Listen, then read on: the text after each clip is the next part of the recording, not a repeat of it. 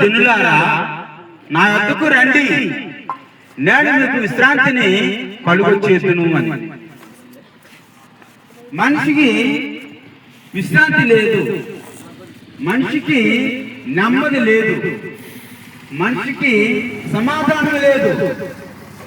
మనిషికి ఇల్లు ఉంది, మనిషికి బండి ఉంది, మనిషికి కారు ఉంది, మనిషికి పొలాలు ఉన్నాయి, కానీ నెమ్మది లేదు, మనశ్శాంతి లేదు.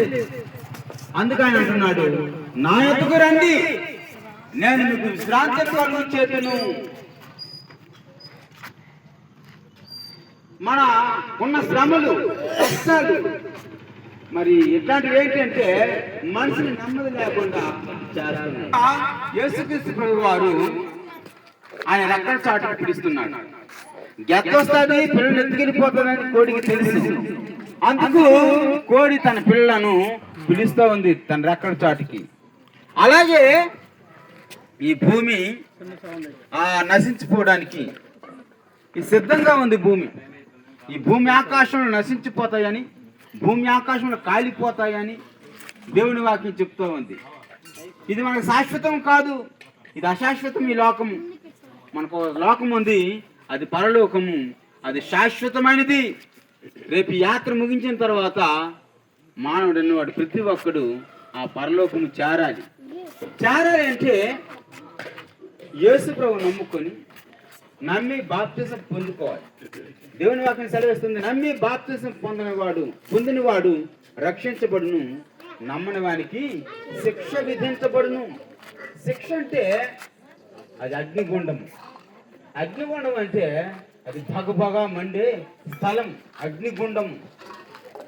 ఊపిరిగా పాట పాడారు కదా, నరకమనగ పూదోట గాదది అగ్నిగుండమండి, నరకమనగ పూదోట గాదది అగ్నిగుండమండి, అగ్ని ఆరదు కాలెడి వారికి చావు రాదు సుమ్మి, విడుదల పొందలేరు సుమ్మి.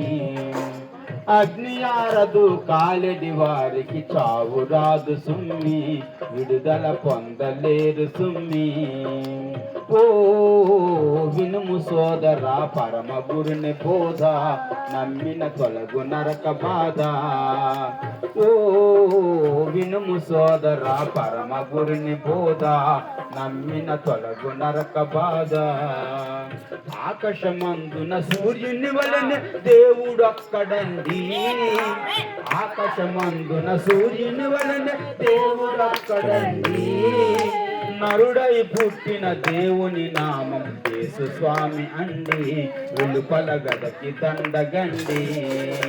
నరుడై పుట్టిన దేవుని నామం యేసు స్వామి అండి, వెలుపల గదకి దండగండి. ఓ వినుము సోదరా పరమ గురుని బోధ, నమ్మిన తొలగు నరక బాధ.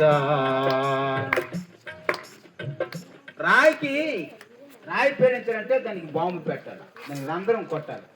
ఏమండి కొట్టి దానిలో మందుగుండు సామాను ఏమంటే బిగిస్తారు, అంటే అందులో ఎక్కిస్తారు. అయితే అలాగే వీళ్ళు ఆ రాయి పేల్చి అది నిప్పంటించేసి పారిపోతున్నారు.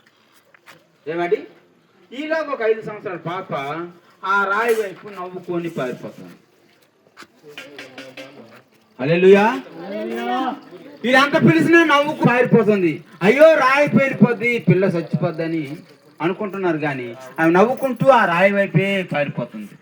అప్పుడు తల్లి ఏం చేసిందంటే, ఆ పిల్ల పేరు పద్మ అనుకుందాము, అమ్మా పద్మ, మోకరించి చేతులు చాపి పిలిచింది, నా దగ్గర రామ్మా, నా ఒళ్ళుకు రా అంటే నవ్వుకుంటూ తల్లి దగ్గరికి వచ్చేసింది.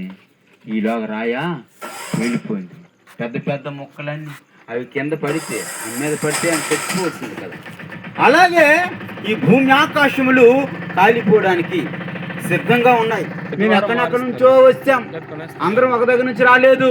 వైజాగ్ నుంచి కొందరు, పార్వతీపురం నుంచి కొందరు, శ్రీకాకుళం నుంచి కొందరు. ఈ విధంగా ఎందుకు వచ్చామంటే దేవుడు మమ్మల్ని పంపించాడు ఈ గొల్లవానిపేటలో సువార్త చెప్పమని, ఈ వార్త అందించమని. కనుక మీ హృదయంలో ఈ మాటలు, యేసు ప్రభువుని మీ సొంత రక్షకునిగా అంగీకరించండి. ఆ నిత్యు ఆ పరలోక రాజ్యంలో మీరు వారసులు కండి. రేపు భయంకరమైన నరకం నుంచి తప్పించబడండి.